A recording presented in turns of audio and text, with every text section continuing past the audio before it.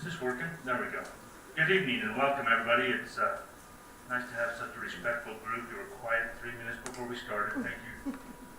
We welcome everybody that's with us both in the boardroom, which we're social distancing, as well as virtual. I know we've got several that have called in or viewing, listening that way. We welcome you to our board meeting, and we have the agenda only posted on one of our overheads, so it's right over our shoulders. We apologize for some of you having to sit behind us.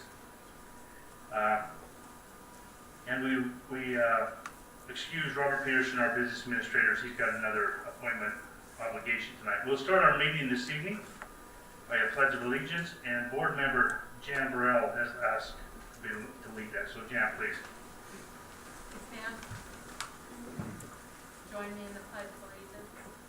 I pledge allegiance to the flag of the United States of America and to the republic for which it stands, one nation under God, indivisible, with liberty and justice for all. Thank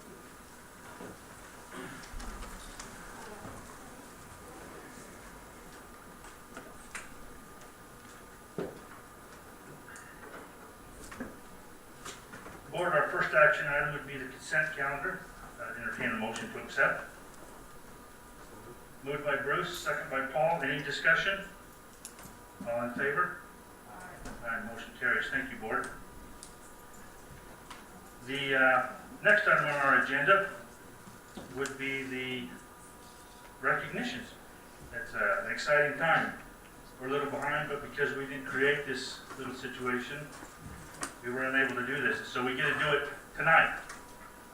So I would ask if you would please, those that are being recognized at the time, to practice our own Weaver way and stay where your seats are. But the person doing the presenting will please come to the mic and present the award for that particular individual. After which that will be cleaned, wiped down, and then the next presenter will come forward. So having said that, we'd like to start off with the Weaver School District First Year Teaching Award. Dave Hells, please.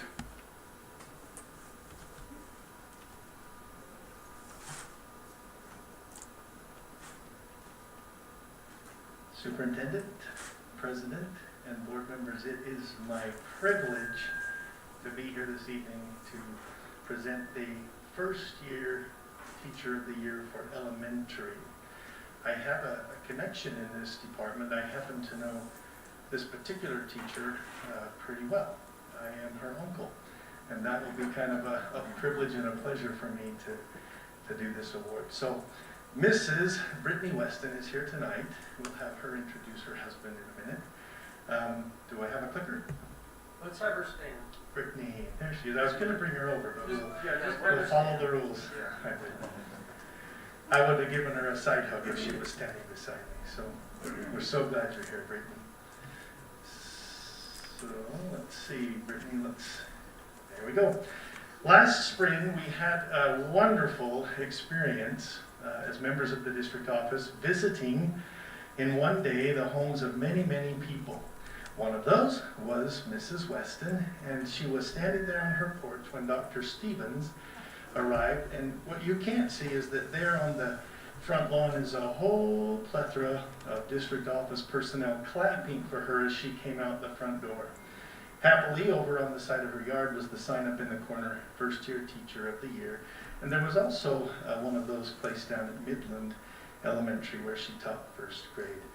This picture's kind of fun. Brittany was, at that moment, expecting a new beautiful baby daughter, and she's since joined us, Miss Gracie. And I said to her, I said, Brittany, how's Gracie doing? And she said, oh, she's getting big. So just going to be a first grader before you know it, Mom. So that was a wonderful, wonderful moment. And I went down to the school to visit with her teaching partners. Now we should let you know, Mrs. Weston has elected this year to stay home and raise beautiful baby Gracie. So I went down to visit with her teaching partners, and her wonderful colleagues had to say the following. This was one sweet and loving teacher, so capable. Right out of the gate, she jumped in with both feet and quickly began figuring things out. She was so cute so patient with those kids. And then I loved one of their final comments. They said, her partners mentioned we loved her, and so did her students. Now, I asked Brittany, I said, do you have any class pictures? And she had quite a few. I selected this one. Were you a giraffe, Brittany? That was a great giraffe. And it was a perfect fit because she is towering over those beautiful little first graders there on Halloween Day. They adored her, and in light of that, I actually had visited with Mrs. Roundtree at Midland Elementary, and I said, what are the chances you could find a couple of youngsters from her class last year to just give us a little personal testimonial? So yeah, Mrs. Roundtree, bless her heart, she's here too, principal of Midland. She did a cute little interview while I was doing my great recording skills. So Trent, do you mind? And you'll have to listen so carefully, friends, because it's a little quiet with our system tonight. Miss Alice, can you tell me your favorite thing about Mrs. Weston being your teacher last year in first grade? Yeah. Did she help you with your work? That's right.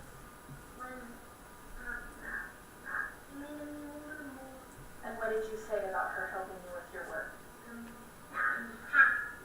She made you happy when she helped you complete your work, right?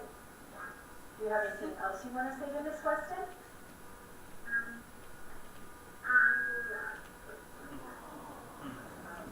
I see the tears. Henry, what is your favorite thing about being in Mrs. Weston's first grade class last year? Whenever we get hired to do cheese, they let us do art. When there was anything to do, she always just keep us on art. Awesome. Perfect. Anything else? Miss Harper, what was your favorite thing running Mrs. Weston as a teacher last year for first grade? She always let me action after I wanted to. Awesome. Anything else you want to say to her? She was always doing her school. Awesome. And Mr. Anthony, what was your favorite thing about Miss Weston last year? Every time I was sick, she let me know. She let you know every time you were sick, and that made you feel better. Awesome. Do you have anything else you want to say to her? Miss Sherrill, on the count of three, say congratulations, Mrs. Weston. 1, 2, 3. Congratulations, Mrs. Weston. I was smiling. I anticipated what would happen, and I was looking at sweet Mrs. Weston, who had tears running down into her mask. Good memories, right, Brittany? All right, my friends, and so with that happy thought from her kids, her principal, when she sent in the nomination, one of the closing paragraphs was, Mrs. Weston will continue to welcome the opportunities to take some of the toughest children in the school, and she comes to work every day with a smile on her face. Again, she makes every student feel like they are the most important person in the class. She continues to implement the best teaching strategies and is continually developing herself professionally through ongoing professional development. Now, I told Stacy she only has a minute, because I know how this goes, but I did want her to take just a second. Mrs. Roundtree, look how I did so good. So just to add to this, because we didn't get my recording, the first student that you saw in the video transitioned into first grade from Alt K and needed a lot of love and a lot of support. And being a first-year teacher, Mrs. Weston, as you can see, she said in there, I loved how she helped me with my work. I love Mrs. Weston. But the best part about it is she so missed Mrs. Weston during the soft closure that she walked to Midland, got away from her house because she wanted to come find her. So she came into my office and we jumped on a Google Hangout. I called her and said, are you available? As she's probably nursing a brand new baby, taking care of her baby. And she was so gracious to jump on, and it made that little girl's day. But that's the things that she did, always above and beyond, and building that relationship with those kids. So she's well deserving of it. Thank you, Stacy. So, in conclusion, dear friends, members of the board, it is my privilege to say congratulations to our elementary first-year Teacher of the Year, Mrs. Brittany Weston.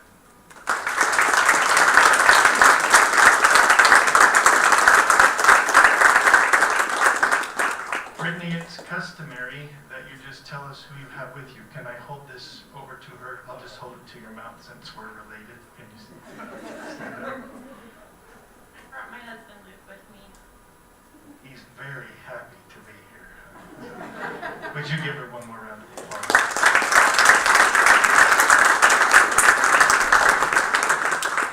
I know, Brittany, that there are a really special award for you that's been prepared, so you'll pick that up after. We might have to.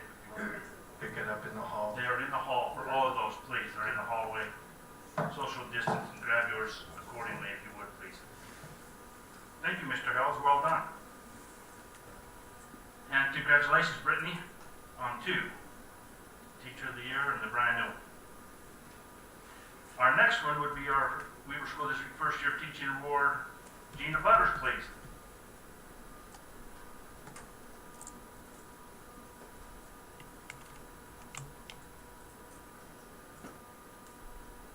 Hi there. Great board, and it's Dr. Stevens. Thank you for this opportunity. I'm really super honored to kind of go back to my roots a little bit and get to support the Royal Wear a little bit today in honor of our first year Teacher of the Year for secondary, Mr. Aaron Yates. He's sitting right here. Let's have him stand.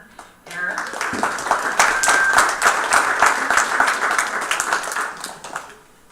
Aaron is, he is a force, and I really have struggled because I don't want him to get a big head. He's only in his second year, but it's going to be hard for me not to just brag him up completely today, this evening. He is an amazing young teacher, and the Royals are being elevated by Aaron, by having Aaron in the ranks at Roy High School. He is the automotive technology teacher, and he is just starting his second year. And I took a few pictures of Aaron. It was a little awkward. We're in masks, and we're trying to get to know each other a little bit. I went out to visit him a few days ago, and he wanted to take a picture kind of in this area. It must have special meaning to him. But then as I look back at the first picture, you'll notice over his right shoulder there on our right, it says hydraulic jacks. And I did a close-up, and then he's standing in front of a jack, and then I kind of got thinking a little bit, theme-wise. I'm weird that way. I like to find a theme. I thought about what a hydraulic jack does in his auto lab, in his auto shop. And they are used to do what, Aaron? They're to raise a car so you can put a jack stand under it and hold it in place so you can work on it. There's a key word there, to raise. I think Aaron, just his presence at Roy High and in this specific part of the building and around the kids he's with, he's the hydraulic jack in that area. He's raising kids up every single day. And as I like to term it, he's getting kids to higher ground. And what do I mean by that? It was very difficult. Teenagers are difficult during COVID, right? Some of the teachers that are in the room, they hide behind those masks. And so I decided I was going to be a little bit stalker-like and try to find kids as they came to his class yesterday and one day last week. And this is what I got, basically. I had some kids that were very hesitant to be on camera. They're still trying to get used to their mask. But these comments were very telling. Mr. Gates is my favorite teacher. He cares about his students and does all he can to help us learn and be successful. That was a student that had him last year. He makes learning fun. I feel like Yates's class goes by so fast. Before I know it, the bell is ringing and class is over. Yeah, I'll talk to you about Mr. Yates, but we have to hurry. I can't be late for his class. And I literally had to walk with the student as she said, I can't be late. And I said, why can't you be late? And she said, he doesn't like it when we're late. I really struggle in all of my classes except for autos. Mr. Yates helps me understand things, and he's patient with me if I don't get it the first time. And Mr. Yates is the best teacher at Roy High School. I think those are, don't get a big head, Aaron. Remember the part of our theme tonight, okay? Dr. Belknap has, through the CTE programming in our district, he has these character recognitions that he does, and I just wanted to take a few shots of the lab that Aaron works in and does wonders in with kids, really magical things. But he got an award for determination, and as I have gotten to know him, I can see that that is probably one of his strongest suits. He brings a level of determination every day to his workspace and to the learning environment, and he makes sure that kids approach learning with some determination. I can see that as well. Mr. Williams, Trent, would you go ahead and play that for us? This is what Mr. Williams had to say, and he wore a special accessory just for you in this video, Aaron.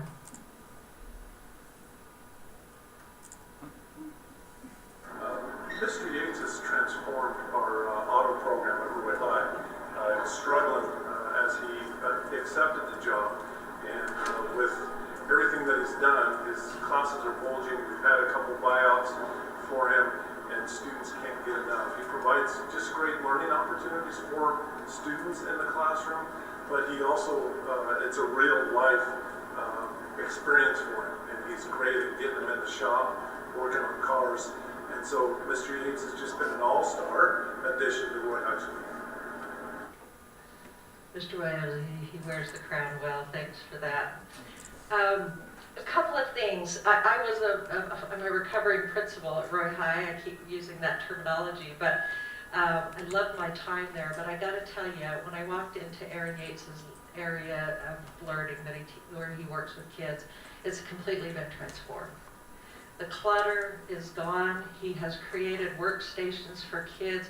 It feels very much like the student is working in a professional setting.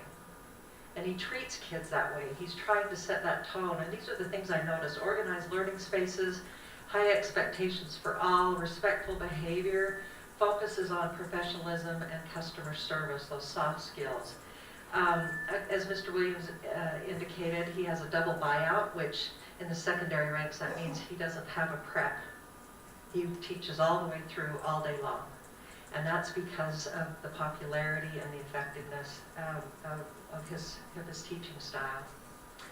One of the best parts of our conversation, I'll make this brief, but he has an interesting trajectory getting into the teaching ranks. Mr. Yates started out as a with a technology engineering degree. And he said, when I went through that process and going through those classes, the light came on for me, because what happened was I was able to see how my subject matters that I struggled in school applied to life. And so what he decided to do is become an automotive teacher, and what he tries to do is to make sure that we have that cross-curricular application. He brings science into the classroom, he brings math into the classroom, and the kids, he feels very passionate about making sure that the light comes on for them, that there's that real world application. Rod Belknap had this to say about Aaron. I thought it was very articulate. Aaron is a skilled, caring teacher who embodies what the Weaver School District's mission is all about. He builds powerful relationships with students in his automotive classes, is a seeker of best practice, and helps students apply the knowledge they gain so they can find relevance in his classes. He is remarkably mature in his ability to manage students, which I think is amazing for a newbie, and make learning fun. Aaron brings industry into his classes, and his background in engineering adds a tremendous depth. We are fortunate to have Aaron in our district and excited to see the amazing impact he will have on students. He is very deserving of this honor. One of the last couple of things, I'll make this brief, that I noticed about Aaron's lab space, and it's a large lab space. There's a lot to manage if you've never been in the auto lab at Roy High. But look at the organization of that activity, that learning activity there, and all the different parts that are laid out there. Everything looks like that. He is ready. I can tell that Aaron has a very, very good grasp on how to design really relevant lessons and deliver them. He has a beautiful wife here tonight with him, and we'll let him introduce her, and a couple of littles at home. And his hobbies are being outdoors and mountain biking. And Aaron, because I don't want you to get a big head, but I want to keep you focused on how strongly you've started. One of my favorite quotes is from The Sandlot. If you've never watched The Sandlot, it says, "Heroes get remembered, but legends never die. Follow your heart, kid, and you'll never go wrong." Aaron has a big heart. I think he's going to be a legend in this profession, and I'm super excited to say congratulations, first year teacher of the year for secondary, Aaron Yates.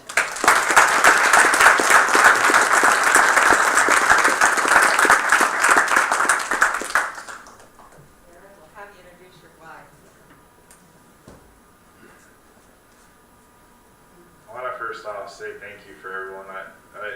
It's been an awesome change from where we started, but I couldn't have done it without my wife Sierra here, and also the administrators that helped back me and where we're at. So really a lot of it came from the support from my wife, taking that time to support me in that area and being gone from home to get it to where it needs to be. And then, like I said, I love working and having the administrators back and having that support that way. So thank you. Congratulations. So glad.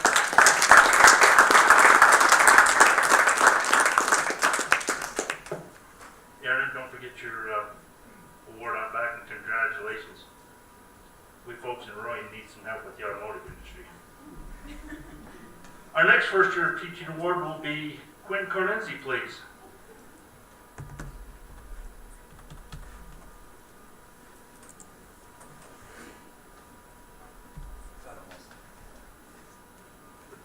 Almost sounded like I was going to get the award. So, Board Superintendent, thank you. What a great opportunity. I get to introduce and present Carly Plant as the first year Teacher of the Year Award for Special Education. The bad news is Carly can't be here tonight, unfortunately. So as I was thinking about presenting her, and I thought she'd be standing here next to me with a mask covering her gigantic smile, how are we going to do this? And now I don't even have somebody here next to me. So that's okay. She is a fantastic teacher. She's done a great job for us and still continues to do that. She is a resource teacher at Bates Elementary, and she is assigned to the 4th, 5th, and 6th graders. It only takes a second to realize that no assignment or title to Carly will stop her. It doesn't matter your age, your grade, even if you're an adult. It doesn't matter where your issues are, she is going to teach you. So that assignment doesn't hold her back. You have something to learn, she's going to work on it, and she's going to help you through that. We got some information from some of her co-workers. Well, that slide didn't work out so good. These are some characteristics and a bunch more that didn't show up on the slide that her colleagues used to describe her. She is lively, she's exciting, she jumps in, she helps, she's a motivator, she's nonstop, she's active, and if she were here today, you'd see it. She wouldn't be able to stand still. She is a go-getter and just never stops moving. It doesn't take long to recognize that in her. Weber School District has a little bit of competition on their hands. We got some photos, some pictures that, man, I'm really worried with the slide not showing up correctly on this one, what the next one's going to look like. But we have some competition because we learned that Energizer and Monster Energy are looking for a spokeswoman. And she is the perfect candidate because of her high energy that she carries with her. And so we are lucky to have her in our district and be a spokeswoman for us and for our children. When we went to visit her on her doorstep, here are a few pictures of her. And I want you to pay attention to her facial expressions, her hands, her eyes, everything about her. Every picture that we had on her doorstep was this lively, this animated, this engaging, because that's who she is. And as I thought about it, I thought about how lucky our kids are that are in her class, because as she reads a book, I can only imagine how alive she makes that book come, how she instills the love of reading into our children because of her animation and her love for her kids. And so everything she does, I keep thinking if she was up here with a mask on, you would still know what she's doing because her hands would be going a million miles an hour. You can just see it in her eyes, that the love she has for her kids and for education. Her principal, Laura Wright, wrote a fantastic letter. And as we went through this letter, her colleagues agreed with every single word of it. And these are some of the things that she had put in her letter. She communicates with parents frequently. And then I thought the most important thing is the next line, in order to adjust her teaching. She doesn't communicate to check a box or to say I did it. She calls them, she communicates so she can get feedback and know how to adjust her style to fit the needs of her kids. I thought, what a great thing that is. She works together to improve the child study process at her school. She loves what she does and she's on a mission to help. She connects to she connects the learning to student experiences that they have in everyday examples. And we know in education, if we can hook that information they're getting to things that a child has already experienced, they will retain that information so much better.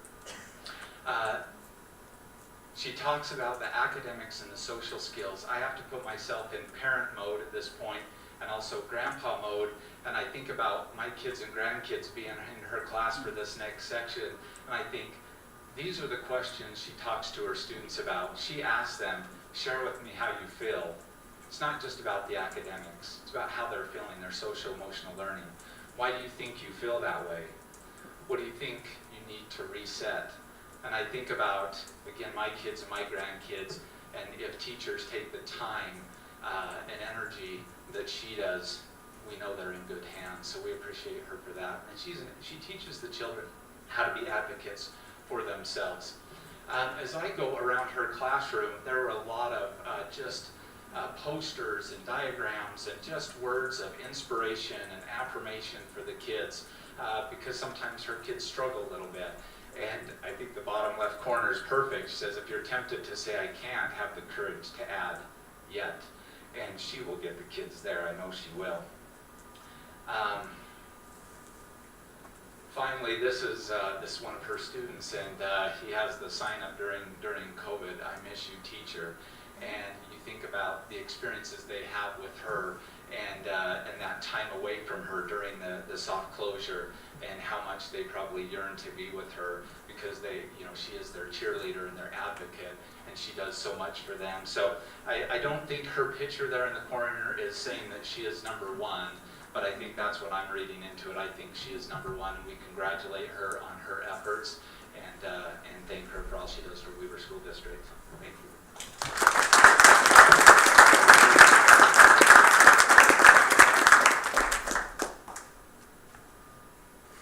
Thank you, Quinn. Nicely done. Our next one will be our Weaver School District Classified Employee of the Year for 2020. Mr. Art Hanson, please.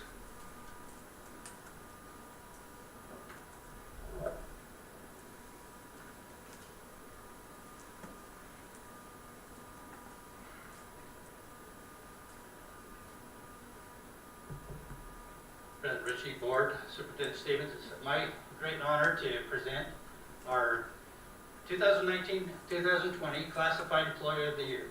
Connie Malin, could you just stand up, just so everyone can see you right there?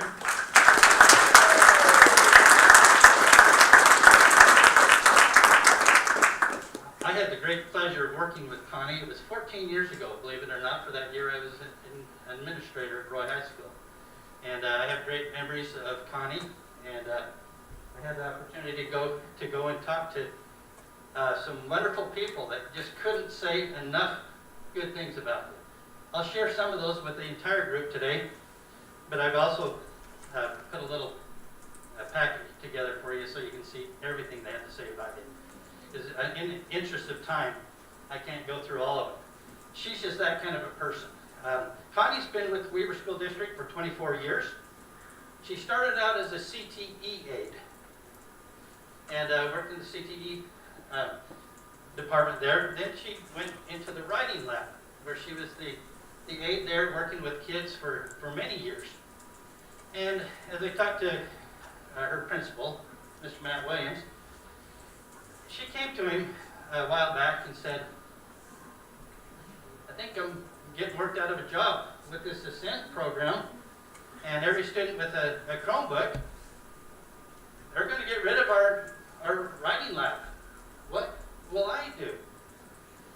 And Mr. Williams says, well, why don't you train to be, you're so techy, you understand technology so well, you're already helping people. Why don't you train and become a technology education coach? And she also has another assignment as a testing facilitator. She does a wonderful job there. So that's kind of what she's done. She's worked for 24 years, and she's always willing to take on new assignments and new challenges, which just speaks to her character. Now, I talked to Gina Butters, who's legendary at Roy High School, and so she knows Connie very well, and and knows her value. And she said, Connie is the glue that holds Roy High School together. She's indispensable. Now those were powerful words. So I remember as a first year teacher, I received some sage advice. They said, there's some people you need to know and get to know well in your building. Get to know your head secretary. She's indispensable. Get to know your custodian and get to know your librarian. Well, I think we could add, get to know your educational tech coach now at Roy High School, and the writing lab aide. And Connie's just that kind of person. And as I share some of the comments that people made about her, I think you'll really understand what I'm talking about.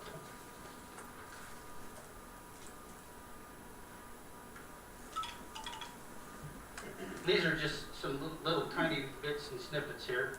But Principal Williams said, Connie's the source of power. Connie's source of power is her dedication to giving students opportunities to achieve success. Because of her interaction with the ACT, Roy High has been able to offer a free ACT test twice for our juniors. And she went on to pilot a program and apply to be a pilot school, so the juniors could get 2 free ACT tests at Roy, the first high school to do so in our district. He says, of course, the best part of Connie's character is the mere fact that she wants to assist teenagers with their education. We feel Connie goes above and beyond with helping students.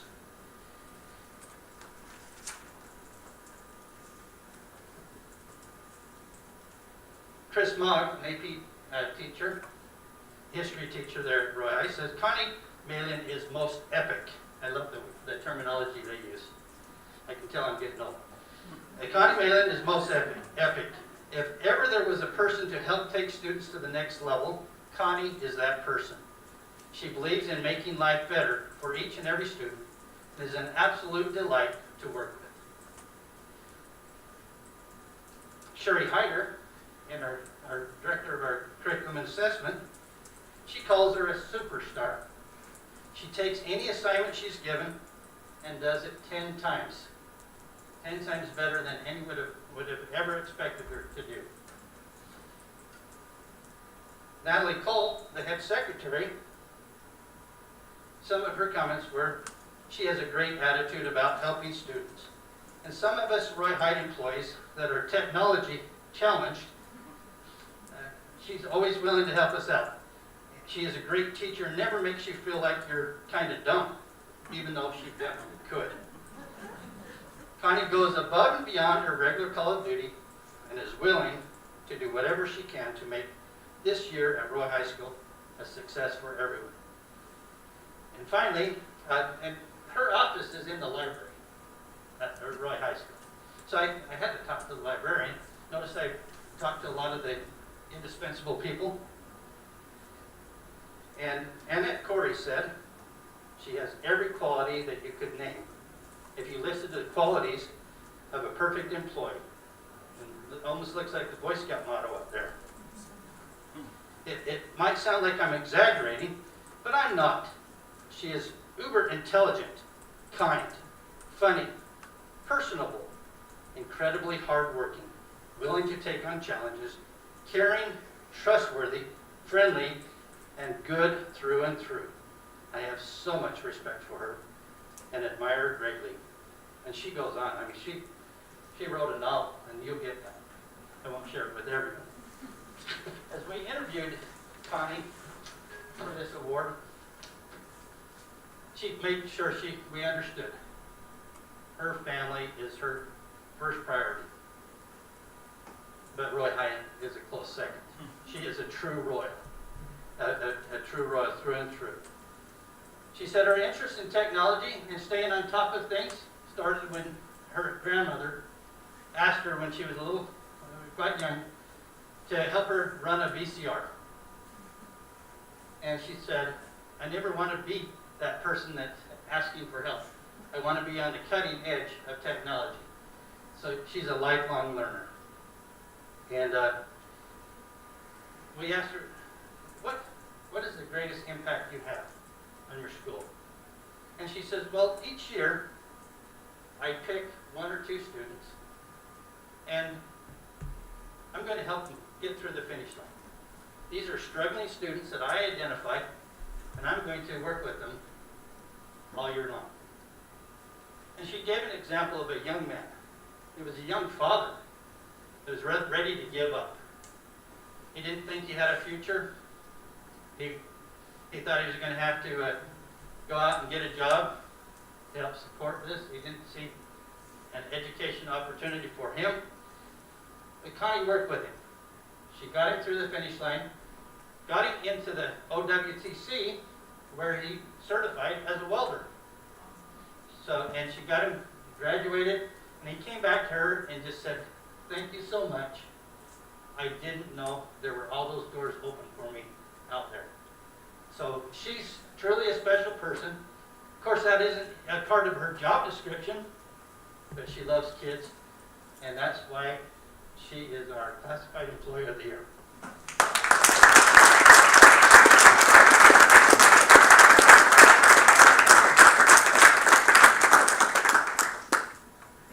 Well, I'd like to thank everybody here. I couldn't do it without all the great people that I work with. They say it's because I make their jobs easy, but they do the same for me. And I brought my husband Brett with me tonight. Thank you very much.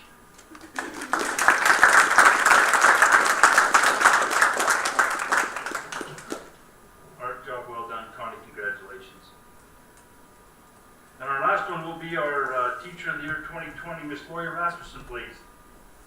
Okay, little board, Dr. Stevens, I am so honored, and it's such a privilege for me to present to you our 2020 Teacher of the Year, Alan Race. So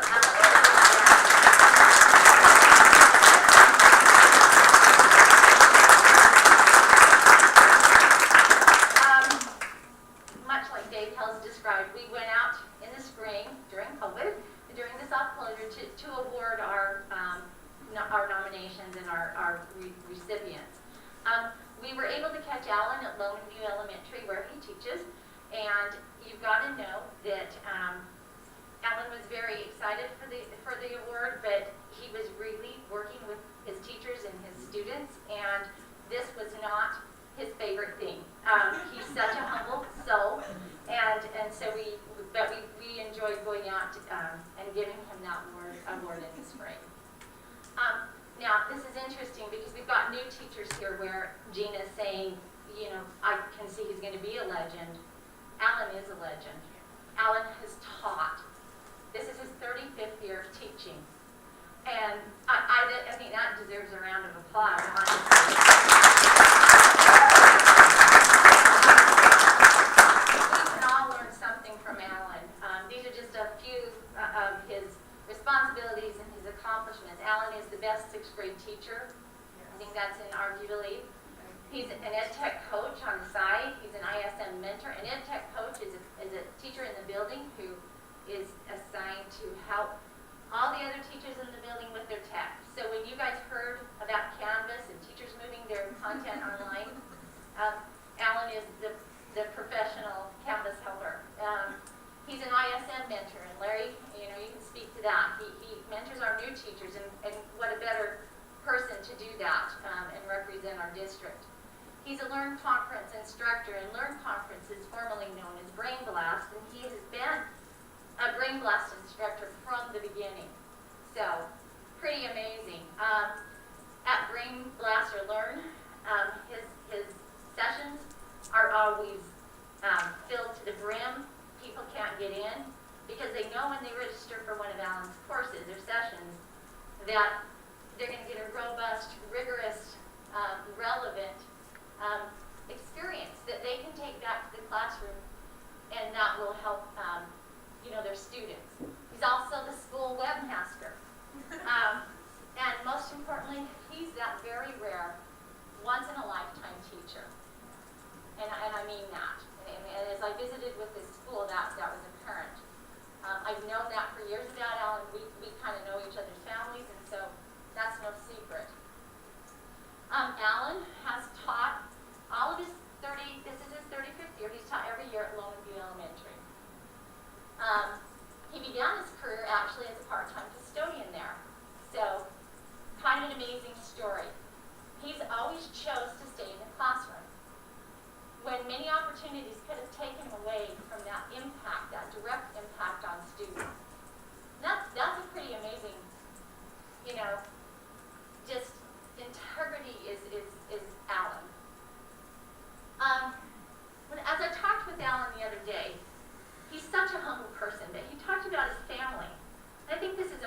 share with you. That's a picture of his dad, and that picture hangs in the Lone View Library. Alan talked about kind of this legacy of learning that his family has. Alan's grandpa taught for Weber District for 40 years. Is that correct, Alan? Right. His dad is J.H. Reese, and you can see the gymnasium at Lone View Elementary is named after his father.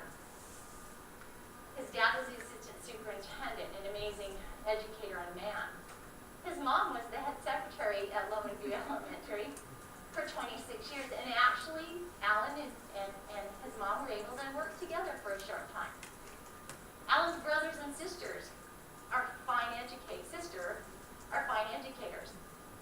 You know, and so when I talked to Alan, he just talked about how he is teaching in the long shadow of this family. You know, it means a great deal to him, it means a great deal to his family, and it shows. Alan's always been an amazing teacher. These are 3 of his lovely students that I was able to visit with the other day. He's always been that teacher that and this is so true, that kids hope and pray they get. Like, I'm not teasing. When I asked these kids to talk to me about Mr. Reese, they're new to his class, realize school's just barely been in a few days. They were so excited. They said when they found out Mr. Reese was their teacher that they couldn't stand it and they couldn't wait to get back to school in general, but then that it was an extra surprise when they learned they were going to get to come back to school and be in Mr. Reese's class. But he is that teacher. He's the teacher that in college education classes, when you're assigned to write about the teacher who inspired you to become a teacher, Mr. Reese is that teacher that gets written about over and over again. That's the caliber of person and teacher that he is. And although he's always been an amazing teacher and educator, the soft closure and the pandemic exemplified his teaching skills, his experience, and his willingness to serve others. And it's a pretty amazing story. So during the soft closure, Alan would do his work and get his lessons done at night. So that during the day, he was available to all those teachers who were freaking out about getting things on Canvas, right? That's a pretty amazing, profound impact. And Mr. Steen is here, Justin, principal. Justin, if you want to add something, but I talked to Justin about Alan. He said, not only that, but then during this summer, to be better prepared in case we go to soft closure for all of our long-term flexible learners, Alan met with each team during the summer to help them because he is an amazing educator. He has all the technology skills. He met with every team. He has something, and Alan, if I say this wrong, correct me. He holds an open session at the end of the day for 45 minutes, and is it a conversation or a canvassation? Conversation. Conversation. An open conversation where teachers can drop in, and he'll just help them with whatever it is, whatever they need to do, whether it's putting things on Canvas, creating their homepage, and that's a pretty amazing thing. Justin, do you want to add anything to that?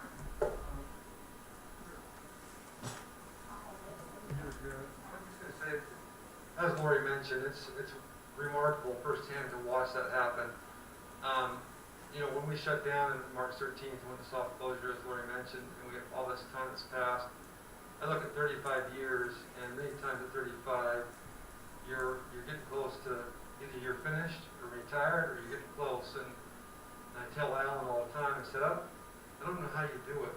You know, 35 years, and you would think he was just starting out. The energy he has, the change in technology over 35 years is incredible. He's at the cutting edge of everything that happens. He knows how it works. If he doesn't know how it works, he'll figure it out. Last year, he had 5 3D printers he got a grant for, and what he did with them, he's put them in his classrooms, and he made it. He had his kids make an object for every single student in our school. Every kid got one. It's just things like that that make Alan extraordinary and not replaceable, honestly. I mean, he just truly is remarkable, and the impact he's made. He's an example to me. I look up to Alan, not just for the kind of teacher he is, but the kind of person he is. He would give the shirt off your back for you, and that's Alan Reese. Thank you, Justin.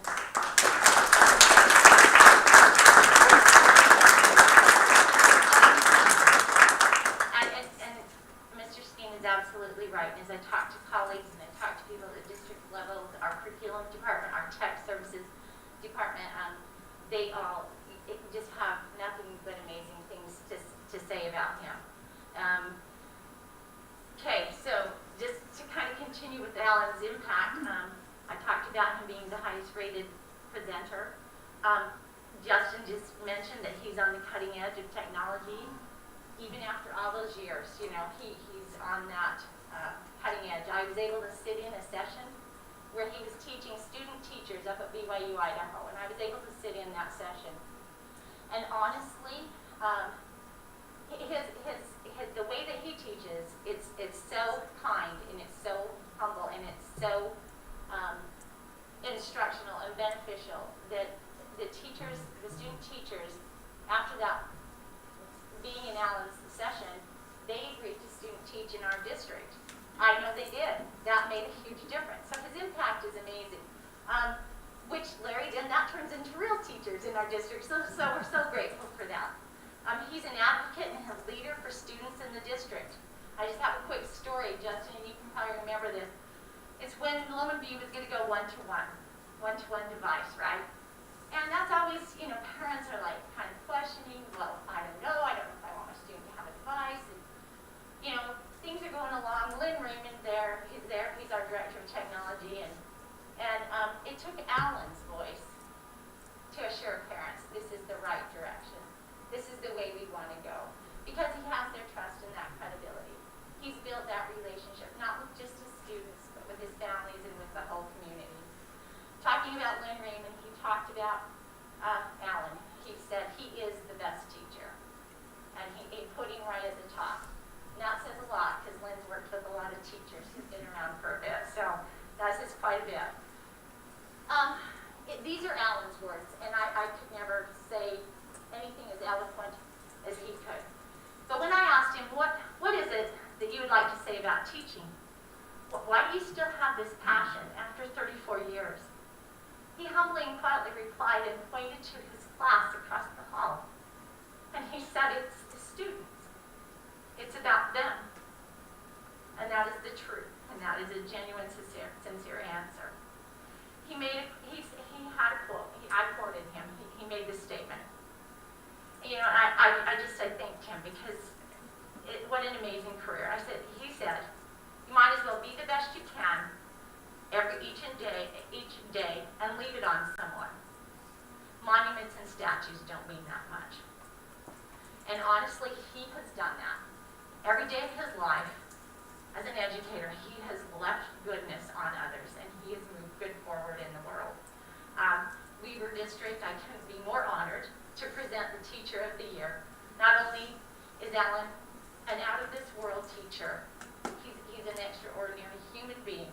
And as Justin said, he would do anything to help anybody. And it is an honor to present Alan Reese as Teacher of the Year for 2020.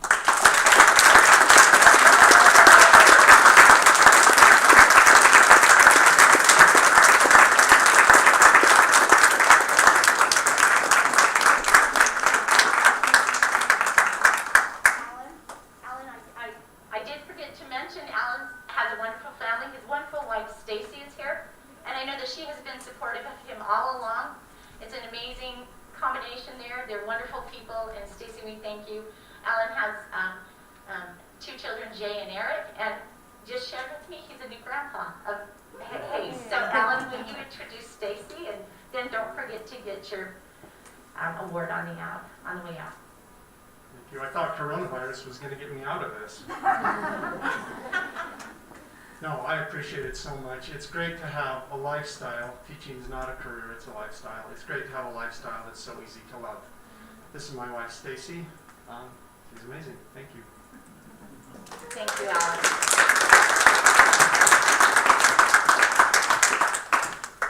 If I could,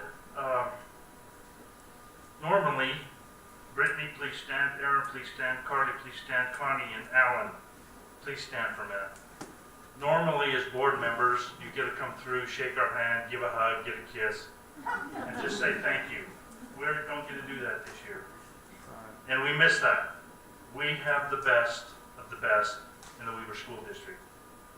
You guys are the top cream of the crop right there. You take care of our kids, you take care of legacies that are happening, And we just want to say as a board, if we could, let's give them a round of applause and stand and say thank you so much.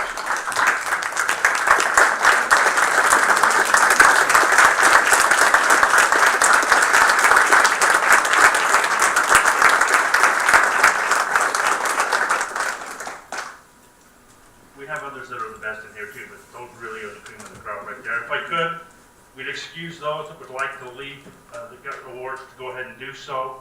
But while they're shuffling out, because we want to make sure that it's kind of an indirect movement slowly, could I get the principals that are with us tonight to please stand as well?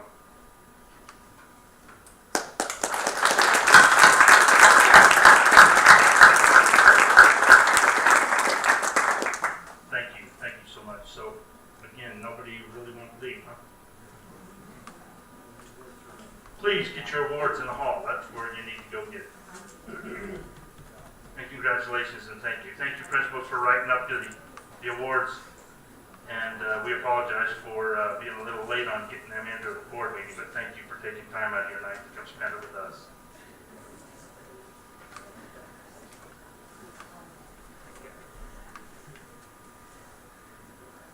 Our next item on the agenda is something that's a little unusual for us as a board. It's public comment.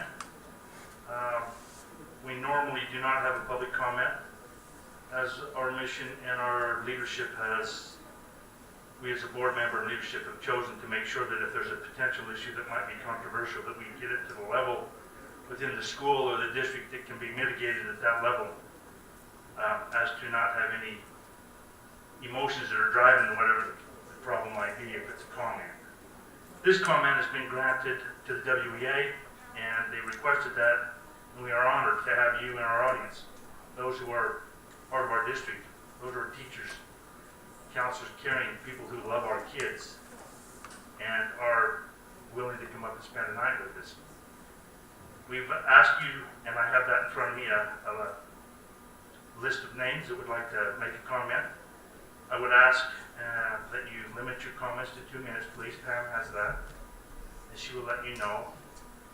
I would also ask that you state the school you are from, or representing, if you would, please, just so that we know. The board doesn't know exactly what school you're from, and we'd like to kind of know the dynamics of where we got and where we're at there. And with that, I would just caution to try to be, don't drive it by emotions, but by your heart. And with that, I'd like to turn 2 minutes over to Brandon Baca, please.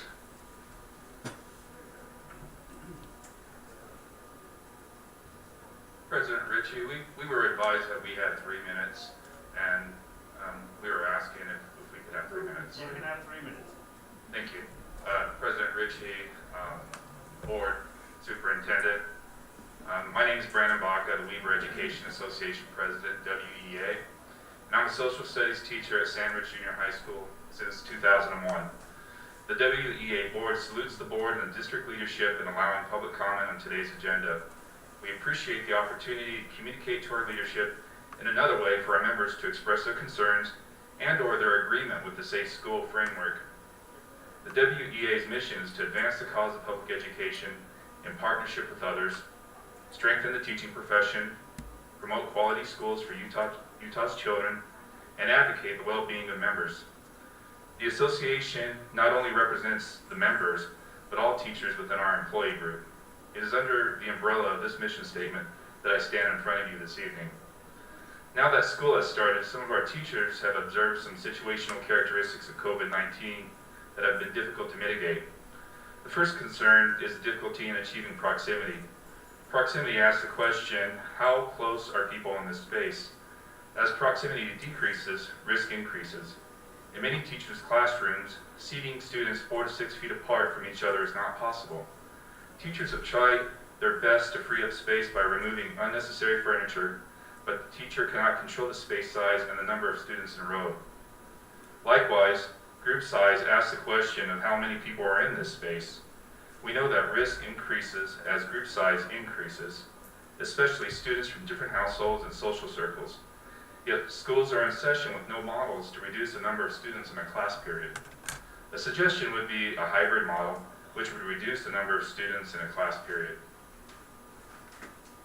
Some of our teachers have expressed their concern on the burden on teachers in our district when preparing two different types of modalities of instruction, face-to-face and online, and the resulting exhaustion and stress it employs on them.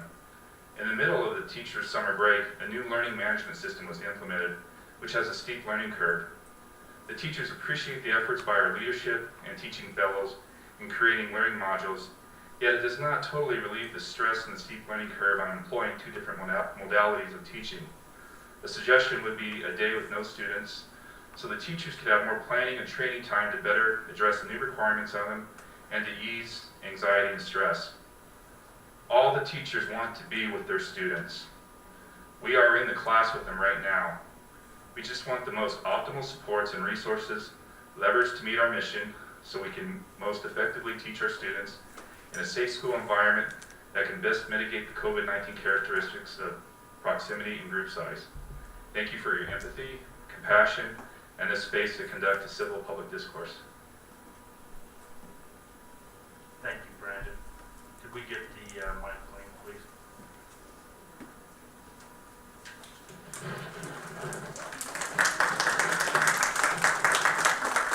As ours cleaner now, if we could get Karen Roylance next, please.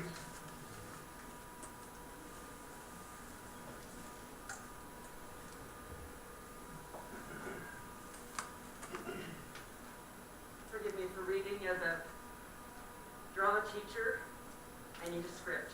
As an English teacher, I want to make sure I say what I've got to say. Which school, Karen? I'm sorry. Sure, I'm getting it. Oh. Okay. Superintendent, President, board members, thank you for the opportunity to speak to you. My name is Karen Roylance. This is my 30th year working in Weaver School District, 28th teaching at T.H. Bell. It's been a rich and fulfilling career. My BA in English Special Education from Weaver State, a master's degree in Educational Leadership and Policy from the University of Utah, and endorsements in English as a second language, reading, gifted and talented education, and theater, and an administrative certificate have allowed me to serve in a wide variety of teaching and coaching positions. And I've produced 24 musicals there. Thank you all for allowing comments this evening regarding our return to school this fall. And praise to all involved in developing the framework that outlines procedures and precautions used in this return. Praise for your care in providing materials to mitigate dangers to teachers. And I'll add praise for my T.H. Bell administrators. Len Moore and Quinn Talbot seem to be doing all they can to provide our teachers with masks, sanitizer, and such for our personal protection. Our custodial staff is working hard to ensure a clean and open environment. Still, our 57-year-old building has problems that detract from any protections provided and actually create dangers all within its walls. And these problems all relate to equity issues. My doctors told me that masks and distancing are vital to prevent the spread of the disease that has so disrupted all of our lives. Teachers are perhaps doing okay with both. We are adults and aware of what is necessary to protect ourselves and others. The students, not so much. I've had to remind students again and again to cover their noses. Even after many reminders from many adults, they are clumping together in the halls and then dashing when they see someone coming who might admonish them. CDC guidelines recommend distancing of 6 feet. Not happening in our schools. I've managed to arrange the seats in my room with a distance of 1 meter. After a frightening first day meeting 37 ninth graders when I only had 35 seats and little distance between any of them. Students in 3 or 4 classes are only 5 inches apart. Those are the science classes. Even though we dismiss our classes in relatively orderly rows, once they hit the halls, they are a crowd falling back into old habits. Naturally, teachers teach and we will continue teaching. But there are more things that ought to be happening to provide a safe space in which students can learn. I venture to suggest that not every school is protected if we are all on the same safety level. We should be allowed more autonomy for administrators, counselors, teachers, and community council members to identify needs and solutions to fit our own schools. At Bell, ventilation in our building has been inadequate for years. But this year, the problem is exacerbated by the danger of a virus that likes to hang suspended in aerosols for around 3 while the danger can remain. The National Institute of Health, along with many other medical and scientific organizations, recommends that maximizing ventilation in a building and avoiding recirculation of air is one of the best ways to reduce transmission if social distancing cannot be implemented. So what actions can building maintenance take to improve the situation in older buildings? Our occupancy level is higher than recommended by national organizations. Could it be possible, in order to provide better distancing and mitigate the problems of poor ventilation, to put individual schools on split schedules? I confess that I was quite shocked and disappointed to hear late in July that that was not your plan. My students need routine. If the large outbreaks that some in the medical community expect to see by November happen, how much worse is a total shutdown and complete online learning than again managing numbers and exposure now? My students will suffer if that happens. Would it not be better to switch to a completely blended learning arrangement now than a complete break later? My students deserve more effort on the district's part to provide a safe learning environment. Finally, as a teacher, I recognize working in extra prep when I see it. Having each teacher deal with an accumulation of students, just a few from each class, staying on the roles that they are, adds stress and work that could easily be resolved by putting all of those students on a separate role. The ease of communication alone would be worth it. Added compensation for the extra work would also be fair. Again, I thank you all for your efforts to this point, and I encourage you to listen with open hearts to what our teachers have to say today. Thank you for your time.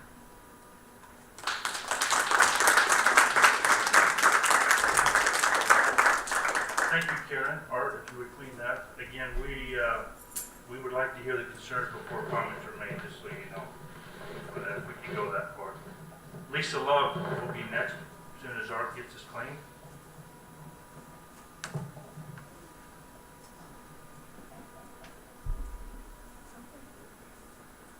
Hi, I'm Lisa Love, and I'm from Sandridge Junior High. I've taught drama for, this is my 33rd year. So I'm like, woo, yes, yay, I know. First of all, I want you to know that teaching any of the fine arts online is extremely difficult. My life was horrible. I thought, oh my goodness. And so it made it extremely difficult for us. I'd like the students to stay in school.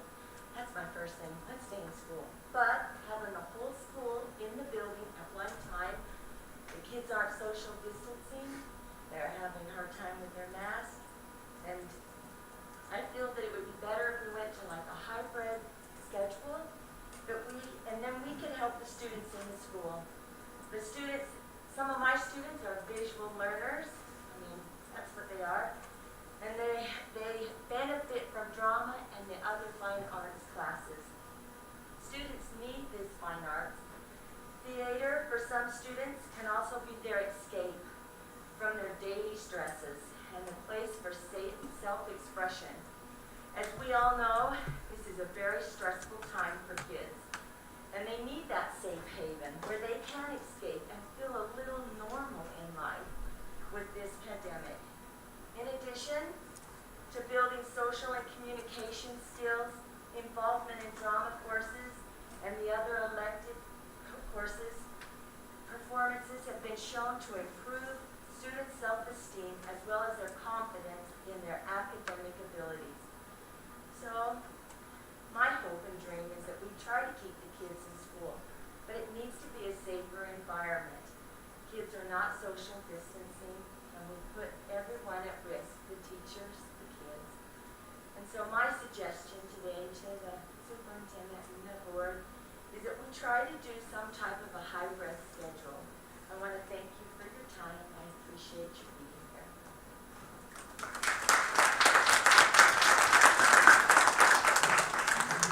Thank you, Lisa. Jamie Lang would be next as soon as Art's done.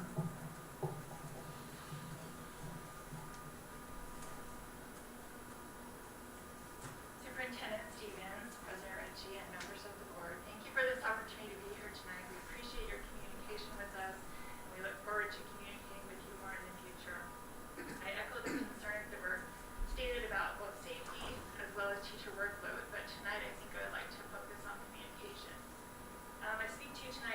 language pathologist, a special educator with 17 years of experience in the state of Utah, here in the public schools, and I'm beginning my 10th year with Weaver School District and Green Acres Elementary. My husband and I live in North Ogden, and we have a 15-year-old daughter who's a sophomore at Weaver High School. I hope that my attendance tonight demonstrates my commitment to my students, my community, my colleagues, and my profession. I know that we can all agree that working under the current circumstances, being back in school, is challenging at best. And two things keep coming to mind: teacher workload and communication. This pandemic, educator workload is a common theme even during non-pandemic years, and I assure you that the workload that educators are being asked to bear this year is nearly unsustainable. This is an issue that will most likely need to be resolved over time. Communication, however, seems like an issue that could be more easily tackled. In preparing to stream the July 29th meeting to listen to the district's reopening plan, I found myself unable to find any information about the board meetings on the district website. In fact, the district website still today seems to indicate that there was indeed no meeting held in July. My knowledge of the July 29th board meeting came not from the district at all, but from my involvement with the Weaver Education Association, for which I'm an executive board member. I eventually found the YouTube channel and managed to join just in time, but had to find any additional information through the Utah Public Notice website, a site that most constituents are not familiar with. Board meeting minutes and study session minutes are available on the Public Notice website as well, but no video or audio recordings of the study sessions are available, and there is nothing posted about upcoming study sessions. In addition, my most recent attempts to communicate by email with my board member have gone completely unanswered. I respectfully request that in accordance with the Open Public Meeting Act, the schedule and location for school board study sessions, which are public meetings, be posted not only on the Utah Public Notice website, but on the Weaver School District website, in addition to the required audio or video recordings of the entirety of each study session. Ease of access to study sessions would serve as an effort to encourage and hopefully increase public communication with the board. Access to board study sessions will be a vital part of the public process this year as we navigate necessary changes due to COVID-19. There will be more opportunities for important decisions during this school year, and I would urge you to invite your constituents to continue to be part of the solutions.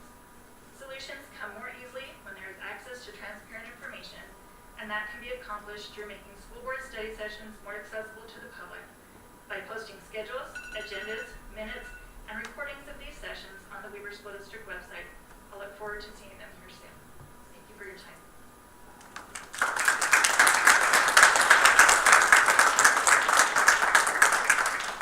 Thank you, Jamie. Jennifer, as soon as art's done, if you would, please.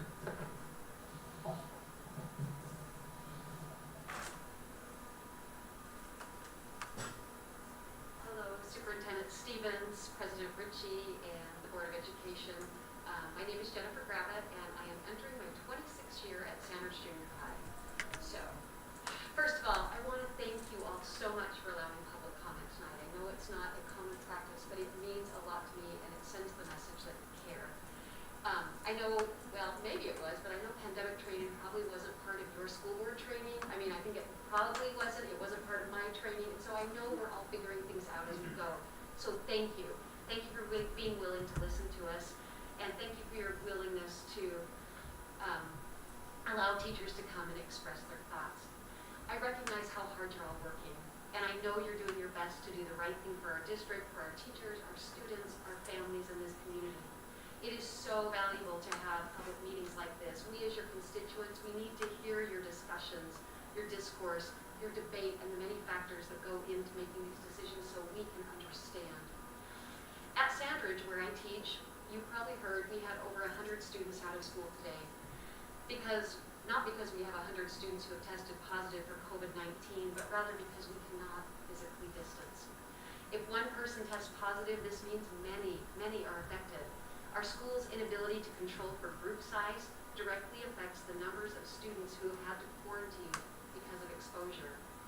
One way, as you know, to ameliorate the issue of group size is to move to a hybrid or a split schedule, because students could be seated far enough apart from one another. As a teacher, I want to keep my students in school. I want to make that very clear. I want to keep my students in school. And I know that learning is best when there is consistency for students. Having students here one day, out for 2 weeks, back again for another day, and so on, makes learning really difficult. Students and teachers are very malleable and flexible, but it's really hard when the day-to-day situations are so unpredictable. A hybrid schedule would allow for some built-in predictability as well as a way to mitigate exposure. Rather than over 100 students out, this could have been just one student if at school we could have physically distanced. Teachers are physically and emotionally exhausted, and many are reaching out to me in tears. It breaks my heart every day. These are dedicated teachers who are doing 2+ jobs, working day and night, and navigating a new online learning system while trying to stay healthy as well. They're scared and exhausted. And for those of you who have taught, you know that scared and exhausted teachers are not at their best. Happy teachers truly do equate to happy students. Many teachers I talked to wanted me to say thank you for the 45 minutes. That has been very, very helpful when it comes to teaching our online students to grade and to prepare. Every single student matters when it comes to providing meaningful instruction for our students. The early out today in the Roy Cone was a lifesaver for teachers. That is another thing that is so, so appreciated. Our teachers are doing so much as they teach in person, online, and extra jobs like cleaning and dealing with technology issues. I encourage you, if you can, to come out to the schools, talk to teachers, staff, administration, and students. You'll hear what I'm hearing. Teachers afraid to visit their 84-year-old moms, administrators up all night worrying about their immunocompromised teachers, janitorial staff working long hours to keep up with the cleaning protocol, and all of us overwhelmed trying to find the time to do what needs to be learned and done. A study you probably saw was published today that ranked Utah dead last in protecting educators from coronavirus. We need to know that we matter. We need to know that. I am so proud of my teachers I work with. My administration is the best. Sorry, other administrators, but right now my administration, I just have so much admiration for them. We are doing the very best we can given the current circumstances, and I know, I truly do know you are too. I just appreciate the empathy and you allowing us to speak. And then I just want to end with, it's always good to remember that it's never, ever too late to do the right and safe things. Thank you so much, Board and Superintendent Stevens.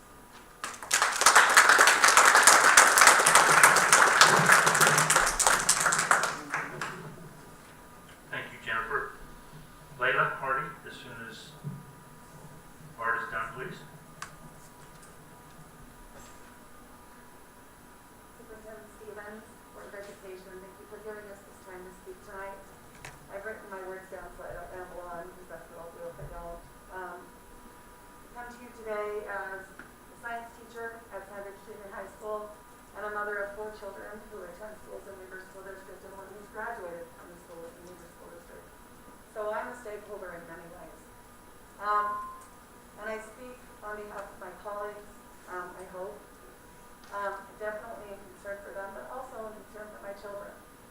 I am here at the end of a very long day teaching students in person and then online in order to request that you as a board and superintendency reconsider keeping schools open, maybe more in the intense manner outlined in our safety plan.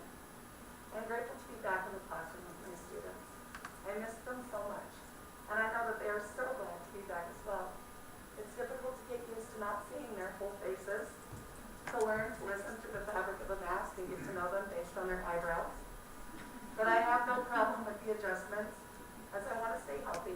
I want them to stay healthy, and I really want to stay in school. There are a couple of things that I'd like to point out as learning since Utah went back to school a few weeks ago, things that maybe we couldn't have anticipated. After opening at Alpine District, there has, as you know, been a hotspot outbreak at Pleasant Grove High School. As a result, they were forced to close for a few days and then reopened today with a hybrid schedule. They had and experienced a 300+ percent increase in cases from 19 cases week 1 to 67 week 2. It would not have happened had there been a hybrid schedule there in the first place, and they could have gone on uninterrupted in their schooling.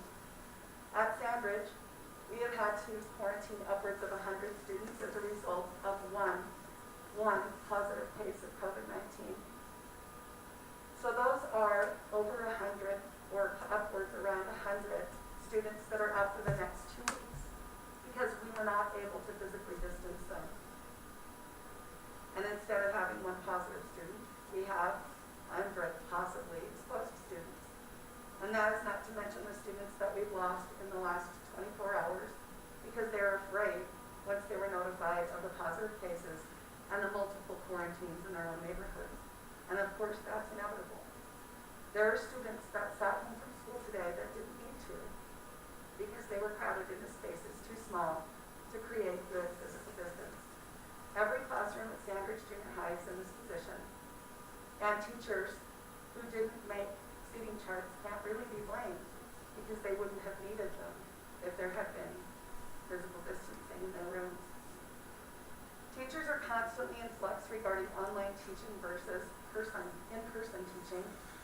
45 minutes is a good amount of time, but not quite enough for all of our online students. And my role of online students gets bigger every single day, especially for those teachers who just got 40 or 50 more online students in the last 24 hours because of our one positive COVID-19 case. We have shortened class periods to accommodate the 45 minutes, but we have unpredictability because it seems so much shorter as far as the time goes to teach the kids. We would have better overall predictability and online savvy if we were online with everyone a few times a week, as well as in person a few times a week. I believe our schedule would be less stressful and more predictable, and the whole situation would be less stressful and more predictable as we all learned how to learn online and teach online and in person at the same time with our students. Finally, teachers are stressed and fearful, and additionally too overwhelmed and too fearful to speak up. I literally asked teachers to attend with me tonight, and they declined simply because they can't take another thing. It is so much to be operating in this situation, but to be doing it in a system that is demanding so very much without predictability doesn't seem fair. I suspect we will see teachers dropping out, not just because of positive virus cases, but maybe because of mental health issues as well, and it concerns me. These are issues that have become more clear to me since we've gone back to school and we're actually in the situation and can see it operating. And I wanted to share them with you because I'm there watching it and I can see it happening. I recognize that you all have teaching history, that you have loved ones and family members in our school systems, and that you care about what's going on. But I want to remind you that you haven't been in my shoes, and so you don't know what it looks like every day. And that's not your fault. It's nobody's fault. This is new to everyone.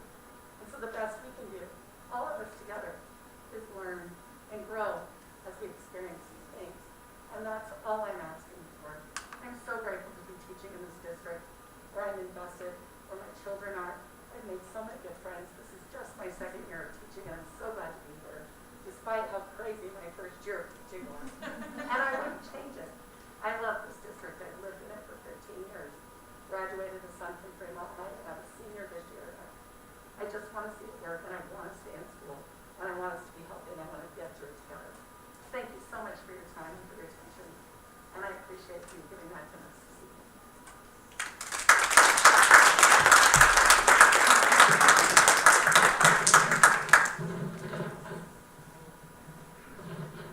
Maddie Williams will be our last one. Maddie, as soon as Art's done.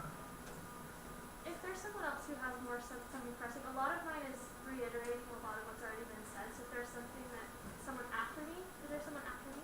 Okay, I just wanted to make sure because I don't want to take time from someone else. Sure. No, you're it, Maddie. Okay.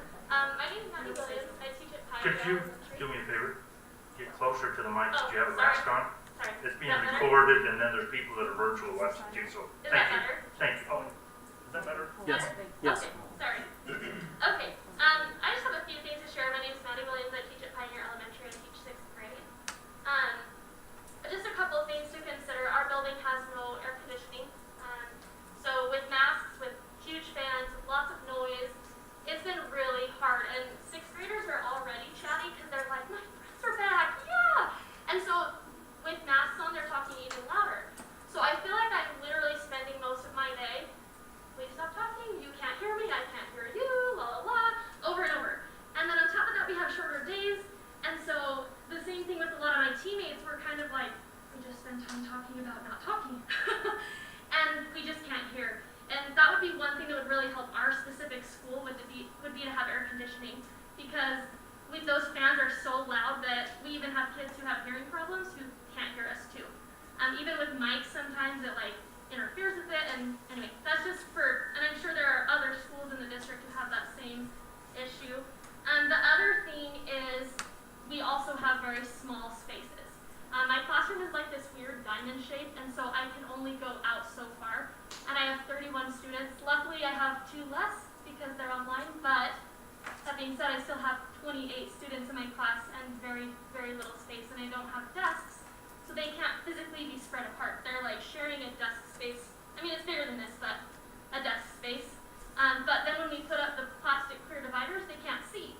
So it doesn't work for them to learn because they can't see. So we've tried all these solutions and nothing's working. And then on top of that, I'm spending all my time planning time that I should be planning lessons, helping all my fellow teachers learn how to use Canvas. And it is not elementary friendly.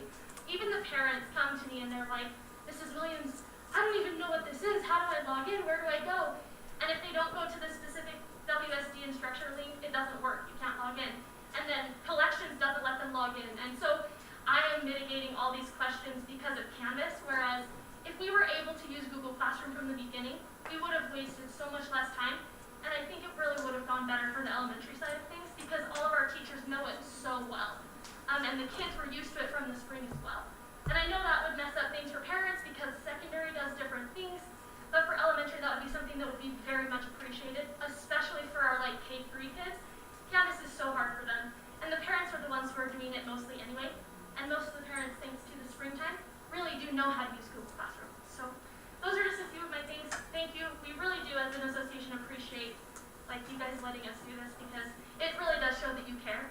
And the teachers at my school wanted me to express that as well, that they appreciate that I could come and share some of our specific needs. So thank you.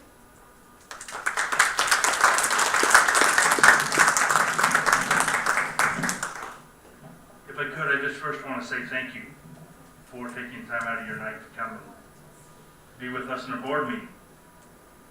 It's rare that we see a teacher in our board meeting that would come and participate in the discussion or hear it and listen unless they're receiving an award or somebody's being recognized.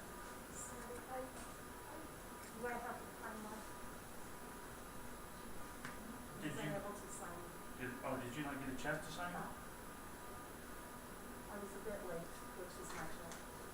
Yeah, we'll give you, go ahead. Okay, I won't take a whole lot of time. 3 minutes maybe, like Brandon said?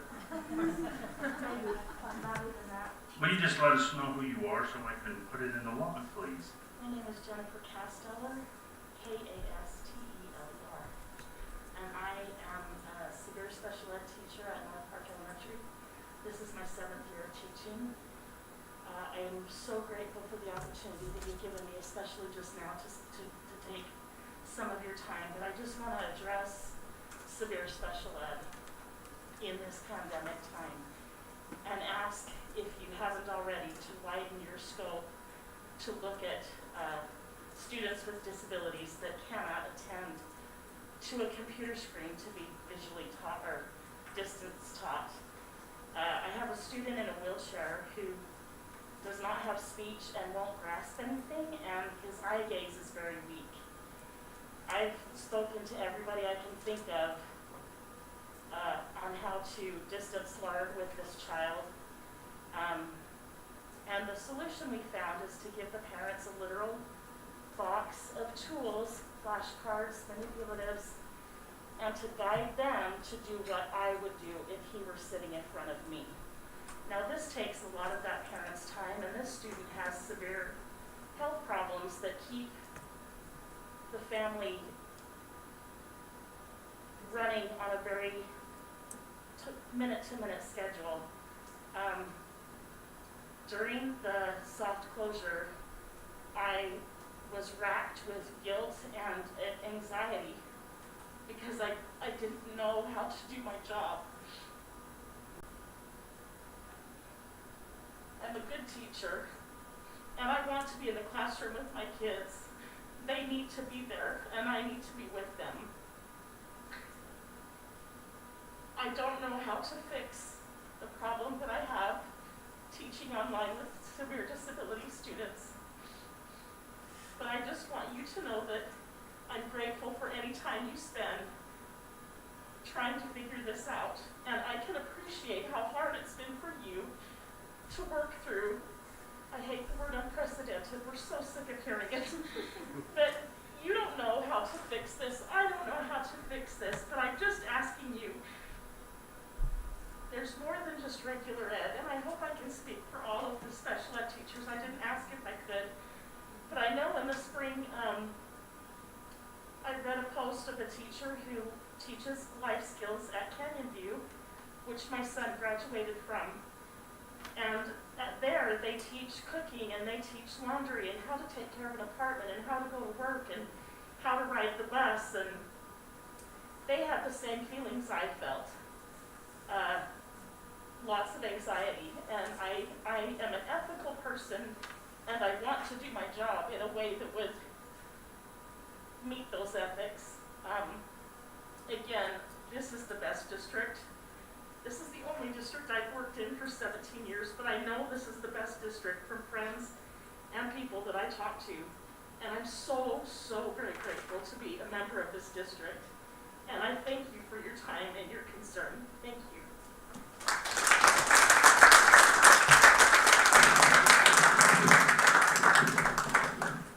Jennifer, if I might say, that's very appropriate for you to stop me and interrupt and present what you just had. It's your compassion and empathy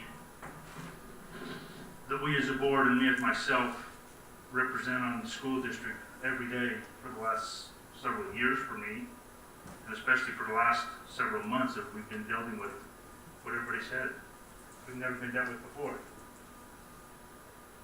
We know our number one issue, all of us on this board, have kids, grandkids, ourselves. We have ownership in this district. So the number one thing we want is safety for everybody, but especially for our teachers, for every one of you that's out there teaching our kids. And as my grandkids are going to our schools and are dealing with issues, and as I have to worry about that as well, as you, I want to thank you for your time, those who have served on the committee, that have helped put this framework together under the Weber way, of which the Weber Health Department has bought off on saying this is where we would like you to start your year.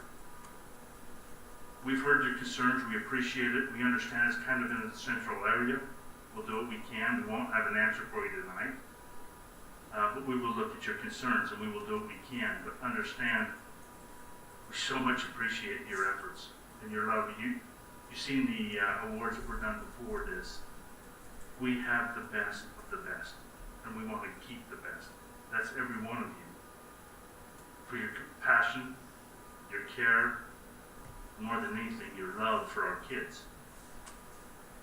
We're transparent between board members and superintendency and teachers, but we're very informed. We're involved with this whole process.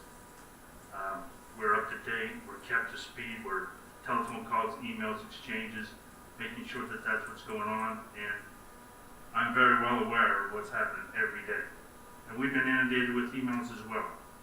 But our number one thing is for kids, and we're doing the best we can with the framework that we've been put together by your people and approved by the Health Department through the CDC guidelines. So with that, I just want to say thank you. I really do. And we've heard you, we've taken notes, and we'll see what we can do from here. So thank you. Board, please, Dean. I received an email from a teacher who said, "You need to have our backs." That's really a true statement. We do. We cannot run this school district without teachers. I guess the thing that makes me stop and think is when the pandemic shut down the schools, we were expected to come up with a plan. What we were going to do when school started again. And we didn't know when it was going to start. We didn't know the conditions that it was going to start under. It takes time to put a thoughtful plan together. And what we decided as a school board and with the administration is to put together 5 committees. Now, we didn't say we're going to put together 5. We said, how many committees do we need? What are the things we need to do when school starts again? What are the things we need to address? And when we talked, we decided on 5 different committees. One of those committees was, how do we help the kids that are behind when they come back to school? That was really an important one. What are we going to do? Well, we put together the 5 committees, and the school board, although we didn't participate in the committees themselves, we kept asking questions and getting information on the kinds of things that were going on in the committees. And the committees came back with this program that we had. And our number 1 priority was to do what the health department told us to do, because they are the experts. They're trained, hopefully, although most members of the health department haven't had to deal with the pandemic, just like we haven't. And so we felt like we needed to listen to what the health department had to say and to help us make our plan. That plan is the plan that we are working under now, and we've tried to tweak that plan and make it the best we can. Now, we realized, and we talked about a hybrid schedule every other day to bring the numbers down. But the health department felt like we could do that if things got worse, but we didn't really have to do that to begin with. Well, we listened, and we decided to come up with some options. And that's one of the strengths of our plan, is we give parents and students options. They can choose where and how they want to go to school. And the option that most kids and parents took for a variety of reasons, some of them were economic reasons for parents. A lot of kids wanted to be back in school with their friends. And it surprised me when the reports that we got, and we got a description of almost every school in the district and how the first few days went as far as wearing masks and social distancing in the halls and those kinds of things. And for the most part, they went very well. Of course, there was always some issues and things that have to be dealt with. My daughter works in an elementary school in the kitchen. And when the kids were there for half a day, they had 15 minutes to get their lunch and eat. But she couldn't, the kids couldn't put the food on their tray themselves, so she had to put the food on the tray for them. They had to be socially distanced. It was a nightmare for her. And she said, "Dad, I don't know if I can do this."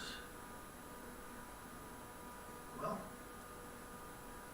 all I could say was, hopefully, honey, it's going to get better as we learn how to deal with the things that we're dealing with. Plus the fact that a short day also shortens the time for lunch. And so they'll have more time, hopefully, for lunch when lunch starts and it's a full day. Okay? The kinds of questions we've been receiving and the kinds of comments we've been receiving have been from everybody. Some want hybrid schedules. Some want their kids back in school all the time. Some want us to go completely online. I mean, it's a difficult decision. And it's also a difficult decision in each school, because some schools have air conditioning and some schools don't. Some schools have wider halls and some schools are. I taught for years at Roy High School. I know what it would be like there. So all I want to say is, we love you. We really do. We care about you. We have and had some hard decisions to make. This isn't something we've tried to do to punish anybody. It's something we did because we thought it was in the best interest of kids and in teachers. And so my heart goes out to you. I stood behind a desk for 17 years. I know what it's like to stand in front of a group of 50 teenagers in a science lab. Okay? And I'll just finish with one thing. I know I've had more than my 3 minutes.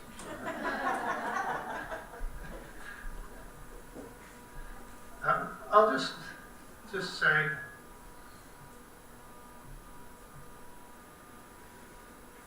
we want to do the right thing. We really do want to do the right thing. And when you try to please everybody, it's impossible. And so what we're hoping is that as we get used to this schedule, that we will be able to fine-tune it. You know, high school principals have texted us and said, it's amazing.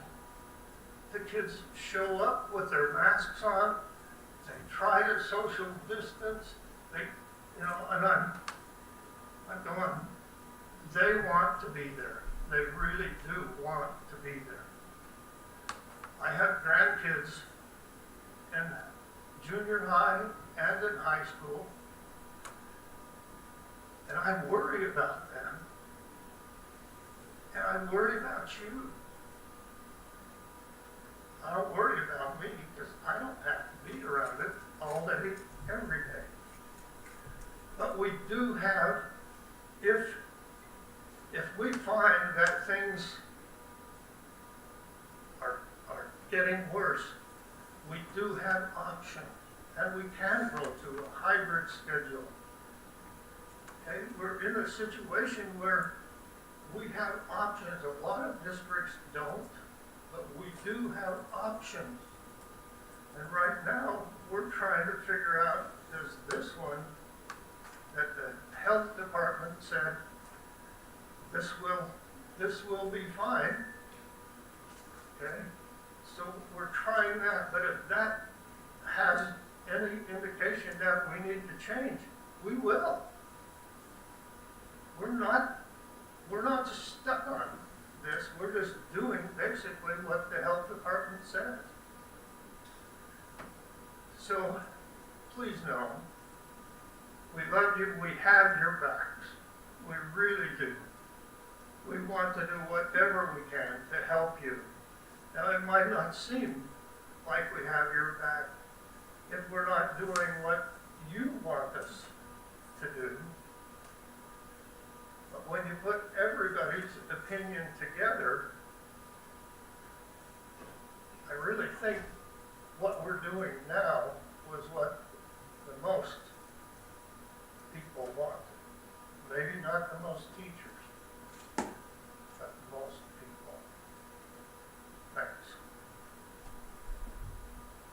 Any other board members? Please, Bruce. If I could just add on, maybe before Dean started, as we look as a board with the intent of having a safe environment for children and teachers, administrators included, as we look at having an environment where children can reach their potential educationally, and as we look at the opportunity for us to give them empowerment within schools, I think you'll see that as we move forward, there is some flexibility in what we need to do. There are opportunities to isolate a classroom. There's opportunities within that plan to change in a school. There's opportunities to do all of those things based on the needs that take place.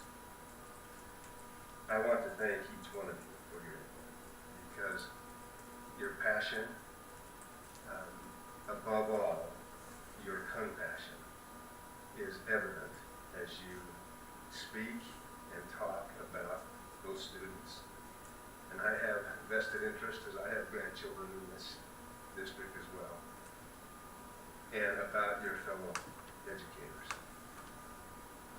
We hear what you're saying. There are multitudes of opinions, but we hear what you're saying, and we appreciate the dedicated and devoted hours that went in throughout the summer and throughout the spring, from the very days following soft closure, as we started talking about how we were going to open schools. The opinions of those educators, the community, and this board have met together. We're grateful for those opinions, because we can't make the right decision for everyone. We can make the best decision that we can make. And I think that as you see us move forward, and as you see things move forward, there'll be adjustments. Undoubtedly, there'll be changes. We're grateful that there was only one case at this point. We knew that we would have some. To think that we would have no cases, I think, would be unreasonable. But we had one case. It happened to be on the first part of school, and that in its own created some difficulties. But know that we appreciate who you are. We look forward to the opportunity to seeing the health department in concert with the health department. And we didn't take just what the health department gives. We actually, because of the safety of the students, we extended that. There wouldn't be 100 students out of Sandridge right now if we went strictly by what the health department said. We could have called that a non-issue, and that nobody was exposed, because there was, at that time, the seating charts and things were not in place because of the number of students that we weren't even aware who was going to be there and who was not until that day came, which is understandable. And so, as you look at some of those things that take place, I think things will get better. I think we'll do better. I think you're going to see some changes that will work in the affirmative. And I think you're going to see that what we have started with is what is far and above the state standard, and is in line with the health department, and most importantly, in line with what we want to take place, the the safety of our children, the safety of you as a valued resource as educators. If I could just take 1 minute and just say something about special ed. Jennifer, your plea, I appreciate that. That touches very close to my heart, as I have good friends that have a student, 3-year-old student that rides the bus from the valley every day. And their panic in trying to put that student on a bus. And yet, the result, as I talked with them last evening, the result of how appreciative they are and how things have been taken care of in such a fine manner. So for any of you with the special ed, know that you are making a difference. You're relieving parents of some difficult decisions, and that they love to have their students in your hands. We appreciate who you are. We will pledge that we'll do the very best that we can and make the very best decisions that we can as we move forward. As being indicated, it may not be the decision that you want exactly. It may not be the decision that I would want exactly. But it will be the decision that is the best for what we need as we move forward. I appreciate the time this evening. Thank you. Thank you, Bruce. Jan? Yeah, I'd like to just address a little different perspective. I'm probably the only one on the board that has no children, no grandchildren, no siblings, nobody in our school district, but for 41 years. And as I can roughly estimate, a conservative estimate would be about 4,700 kids that I impacted. So I think I have a little bit different perspective, but mostly probably my strongest connections to Weaver School District are the teachers and my peer teachers. And so I am very, very appreciative of what you do, and I know you've heard that from the board, but I truly feel like I have a deep and abiding love for my peers in the teaching profession. So I wanted to start there. Secondly, I want to say that I believe that you truly are doing what you believe is very, very best for kids. You didn't go into this profession as a way to make money, and I'm pretty sure of that. So you did it because you have a commitment to our kids, our community, the well-being of society going forward. And I know that, and I want to applaud you for that. As the plans were developed, I know that you were part of those plans and that you looked at that as well. And not only as they were developed, but as they continue to morph and continue to change. I hope that you will continue to have your voice be heard. We started with 3 basic things. I believe it was masks and social distancing, and there was one other one, hand washing. Hand washing. And now we have added to the layers, so incredibly added to those layers, as we have heard from you about what you believe will need to happen in your specific classroom. And I truly believe you have done that. I have been in each of the schools in my constituency in the last week, and I have tried to talk to you individually and would welcome continuing that conversation. I hope that I am responsive to what you have to say to me. You're welcome to call me. You're welcome to individually email me. If I don't get back with you often, I'll come visit you. I'm local. I'm with you in it all the way. I hope you will stay in the conversation, and I hope you will walk with us in the conversation. I've listened to so many and taken copious notes on what each of you individually said tonight, and I will try to get back with you on those individual issues. But please, again, what I am appealing to you is to stay in the conversation with your individual administrators, with us as a board, to continue to morph. I was thinking on my way here tonight, and I'll only take 1 minute on this, but I was thinking about being a first-time parent, and again, I already divulge that I haven't ever been a parent. I can't imagine the weight of being a parent, and especially being a first-time parent. We are first-time pandemic parents. And so we cannot do anything but start somewhere. Are we going to make mistakes? Probably. But we're going to do the very best we can because nobody sets out to do a crappy job. And that's the very most important thing I want you to hear tonight. I know you are working to the very, very utmost of your capacity, and we're asking a ton of you. Thank you. I hope you will let me stay in the struggle with you. Let each of us stay in the struggle with you. Thanks again. Thank you, Jen. I've asked, or Superintendent's asked for a minute, so Superintendent Stevens, please. I don't know that I can add a whole lot to what's been said by our board. One thing I think is tremendous about what we've experienced tonight is that civil discourse, to be able to talk and communicate, not talk past each other, but try to listen and understand. Another thing that I think that is evident is sometimes there's a perception that the school board is disengaged, is somehow disconnected with things, and is just being led around by a superintendent or district leadership. And I hope those who are in attendance tonight and have listened, those who are viewing this, can recognize that is not the case in the school district. We've got school board members who are highly engaged and they care. I appreciate the conversation that has taken place tonight. President, the only thing I wanted to add is that there has been a question about communications. Jamie's still here?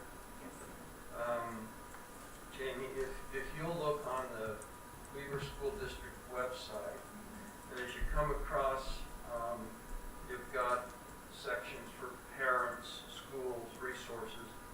Almost toward the end is one for board. If you click on board and go in the second column, board meetings, there's a section for upcoming meetings, agendas, pending board meeting minutes, as well as official minutes that have been approved, the audio, the webcast, any archived agenda minutes. So everything is there. The upcoming meetings, by the way, are posted on January for that entire school year. So my question was not about the board meetings, but about the study sessions, just for clarity. Thank you. And there's always a 5 o'clock study session. I would just like that to be publicized. Yeah. Okay. Great, thank you. Yes. And I don't know, Jamie referenced contacting her school board member, and I don't know if you reached out to me. I know. If you reached out to me and you didn't hear back, but I would plead with you, never fail to call me. So, and that's a luxury that I have because I know you personally, but I realize that board members' phone numbers are not available to everyone, so that's an issue as well. I mean, just communication, not trust. Fine, well, please, always, I'd be very disappointed if I knew you had an issue and didn't reach out to me when you knew you could, so thank you. Thank you. Appreciate everybody's comments, and you've heard the remarks, and we'll go to work and see what we can do.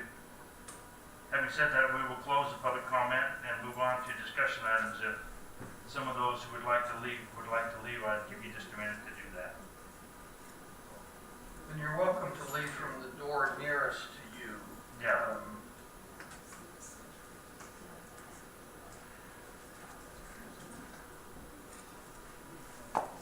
While they're doing that, Larry, if you'd like to get ready for the approval of the LEA licensees and endorsement list, that's the Mike McLean part. Thank you so much.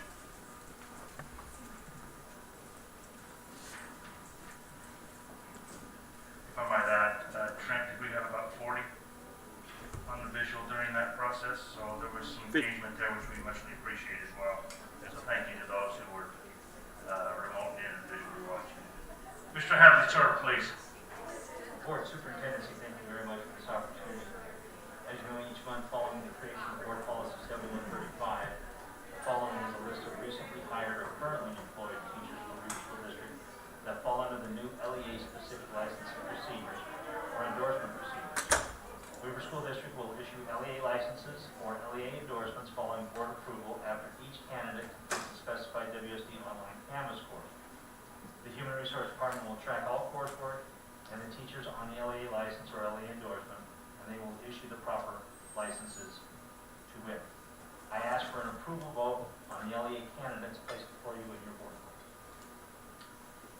Thank you, Larry. Board, you've heard the presentation from Mr. Hadley on approving the LEA list as of September 2020. I'd entertain a motion. I make that motion that we approve those. Yeah. Moved by Jan, second by Janice. Any discussion? All in favor? Aye. Motion carries. Thank you, Larry. While Art is doing his cleaning, we'd ask Heidi Alder to make her way, please. On the approval of policy 4121, sexual harassment under Title 9, second reading, please, Heidi. You heard last month my presentation on the policy, why we need the policy, and the new regulations that the Federal Department of Education put in place surrounding Title IX. There are no changes that need to be made to the policy at this time. We would just ask the board that you approve the policy 4120, which now has been numbered on second reading. Board, you've heard the presentation by our attorney Heidi Alder on the approval of policy 4121, sexual harassment under Title IX. On the second reading, I'd entertain a motion to accept. Paul, second by Bruce. All in favor? Aye. Oh, any discussion? All in favor? Aye. Thank you. Motion carries. Thank you, Heidi. And Dr. Stevens, just as you don't need your mic cleaned, but we'd like to approve the partnership with the Weaver School District and the Rocky Mountain Home Fund. Dr. Stevens, please. I'm pinch hitting for Dr. Peterson, who's not able to be here tonight. Board, at the study session held on July 29th, the board received a presentation from the Rocky Mountain Home Fund. This is an innovative program which uses proportionate home ownership to open up a pathway to individual teachers and their families who are currently renting or have unaffordable mortgages. This is a unique program, and we believe it's something that we can use to target and especially work with not only recruiting teachers but retaining teachers. As a district, we want to focus on those teachers who either are in areas where there's high shortages or work with teachers who we're trying to bring into our district to bring greater diversity into our school district. So this is something that will be beneficial not only to those teachers who are able to get into a home that otherwise they wouldn't be able to get into, but also be able to help with our teacher workforce, both on the recruiting side and the retention side. Along the way, all of the safeguards, guardrails have been put in place to protect any district resources through that. So in the end, there is no expense. We'll put up some initial investment, but that money will not be lost. Board, I seek a motion to approve the partnership between Weaver School District and the Rocky Mountain Home Fund. Thank you, Dr. Stevens. In just a second, if we don't mind. You've heard the presentation. I'd entertain a motion. We have So moved by Dean. Go ahead, Doug. Discussion. Just want to be clear that this is a great opportunity to help those areas. And we welcome you. Rocky Mountain. I want to be clear, it's not exclusive, not exclusive. There's other opportunities as well. Oh. It's not Well, Thank no, you for good bringing catch. that That's not an endorsement. Would you do me a favor and grab that mic right there and restate that so that we can get that on the record? Thank you, sir. Just want to be clear that this is, we're not creating an exclusive arrangement with them, it's an exclusion of others that might come and have that same opportunity to help our, welcome all. Well noted, Doug. Thank you. Second? Janice? All in favor? Aye. Any nays? Any abstentions? So noted. Thank you. Motion carries. Information item. Proposal for a boundary of Kingsville West Haven Elementary on level 1. Please, Cammy Alexander. Chief Ward, Superintendent Stevens. Normally I would say last the best of all the game, but we know that's not true. So I'm just going to keep going and see if I can do this under 3 minutes. We've had a situation that has required us to look at some boundaries in the Kingsville West Haven area. When we moved boundaries last time, we drew an arbitrary line right here that went through a field for our boundaries between West Haven and Kingsville. Now, we have development all over that area, and it's become imperative that we look at this boundary. Right now, we have our boundary line, this top boundary line right here, goes right through the middle of a new construction area, and we're dividing the community. So because of that, we asked Dr. Stevens if we could look at a level 1 boundary. And there are very few students that are currently impacted because they're just starting to move in.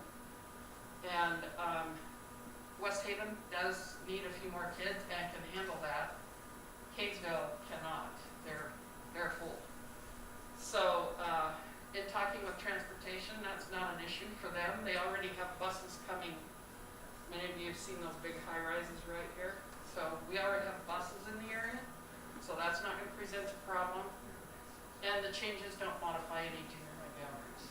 So what we're proposing, you'll take a look at this versus this. We're going to go up and catch that whole neighborhood right there. I'm going to go back. So right now it goes straight through the neighborhood. We're going to catch that neighborhood. Do you see a difference there? I want to make sure I'm clear. It's like watching tennis match. So, excuse me, can we just leave it right there? Yeah. Is there any more potential that we might do this again going further north? Or are we I think we're okay for now. And if we pass a bond, hopefully we'll pass a bond and go through that, then we would look at restructuring this.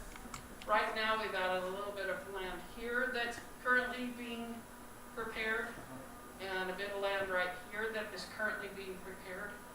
And those subdivisions will also go to West Haven because West Haven has about 540 kids.